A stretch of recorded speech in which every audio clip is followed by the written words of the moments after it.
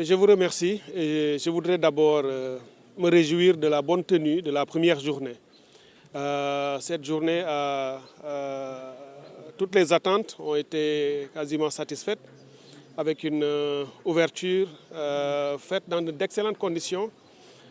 Une vidéo que Monsieur le Président de la République nous a envoyée pour nous encourager, pour ouvrir nos travaux,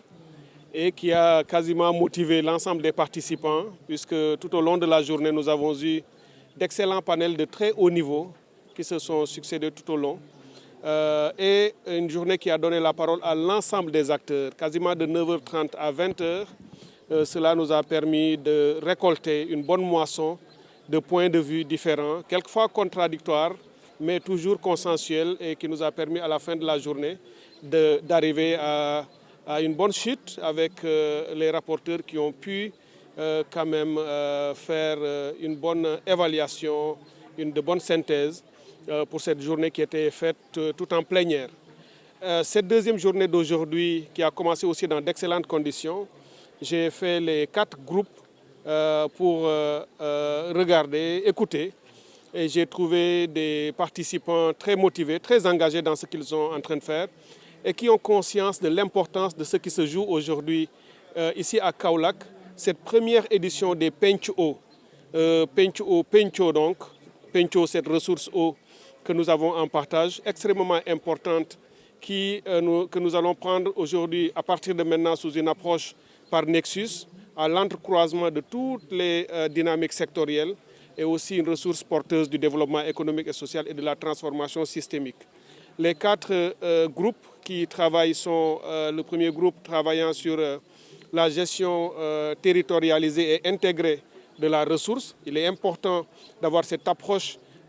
intégrée de toute la ressource eau, de cette approche territorialisée en restant collé aux différents pôles territoires qui dorénavant vont guider l'évaluation ou la conduite des politiques publiques. Le deuxième groupe travaille sur les services sécurisés, eau potable et eau productive, eau potable, l'eau à boire pour la consommation humaine. On l'a dit hier dans nos travaux, l'eau est devenue un droit humain fondamental que le gouvernement a quasiment l'obligation d'assurer à l'ensemble des Sénégalaises et des Sénégalais, partout où ils sont, qu'ils soient du milieu urbain comme du milieu rural, ils ont le droit d'accéder à cette ressource. Mais également eau productive, parce que cette eau va porter la production agricole, la souveraineté alimentaire, booster l'industrialisation et susciter la création d'emplois. Donc c'est vous dire l'importance de cette eau productive par les grands projets de transfert que nous allons faire pour arroser l'ensemble du pays. Il y a également le groupe sur les services sécurisés d'assainissement, l'assainissement étant également un autre volet. Le président l'a dit, l'accès à l'assainissement est une question de dignité humaine. Notre pays a sans doute fait des efforts et des progrès, mais il reste encore beaucoup à faire. Le gouvernement, la volonté est très haute, elle est très forte du gouvernement de résoudre cela. À la fois l'accès à l'assainissement, qu'il soit l'assainissement collectif ou l'assainissement individuel, mais également la bonne gestion des eaux pluviales avec les inondations que nous avons connues, mais avec une bonne perspective pour mieux préparer l'hivernage 2025 et aussi anticiper sur les crues, puisque nous savons qu'avec le changement climatique, on pourrait faire face à aussi des inondations fluviales. Toutes choses qui font que ce groupe 3 qui travaille sur la gestion sécurisée, les services sécurisés de l'assainissement a aussi un rôle important à jouer en termes de livrables à la fin de nos concertations. Et enfin, le dernier groupe, mais pas le moins important, qui est le groupe qui travaille sur la question de la gouvernance, sur les partenariats, sur les financements et tout ce qui concerne justement la façon dont on va gérer cette ressource, dont on va se projeter sur l'avenir, parce que quelle que soit la quantité de ressources eau que nous avons, quelle que soit la volonté que nous avons d'en faire le moteur de la croissance et du développement, si nous n'avons pas des institutions adaptées et solides,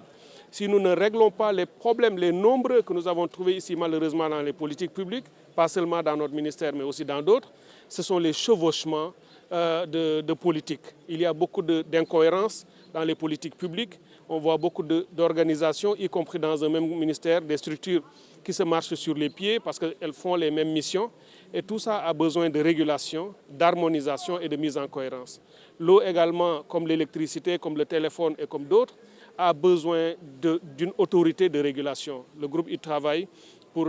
davantage travailler et affiner ce projet de haute autorité de régulation du secteur de l'eau, qui est d'ailleurs créé par le président de la République, mais qui nous a fait l'honneur et qui a eu confiance en nous laissant amener ce projet ici à ces concertations pour le remettre sur la table afin de permettre à l'ensemble de nos concitoyens d'y apporter leur éclairage et leur contribution pour que nous retournions au niveau de M. le Président pour lui dire votre projet il est très bon, voilà qu'est-ce que les parties prenantes en pensent afin qu'elle soit une autorité la plus consensuelle, la plus inclusive dans son élaboration afin qu'elle puisse assumer l'ensemble de ses missions. La question du financement est aussi essentielle. L'eau n'est pas une marchandise quelconque, ce n'est pas quelque chose qu'on peut vendre comme on vendrait une orange ou une bouteille quelconque. L'eau, c'est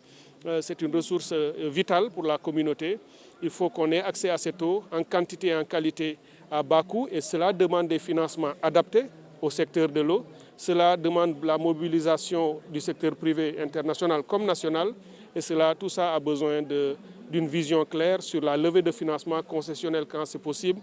mais également tout ce qui peut nous permettre de mieux gérer dans le futur pour qu'on lègue à la prochaine génération des politiques efficaces, concertées, participatives, mais adaptées qui leur permettront également d'aller plus loin et de continuer à travailler pour le pays, pour son futur et tout ce qui touche à cela.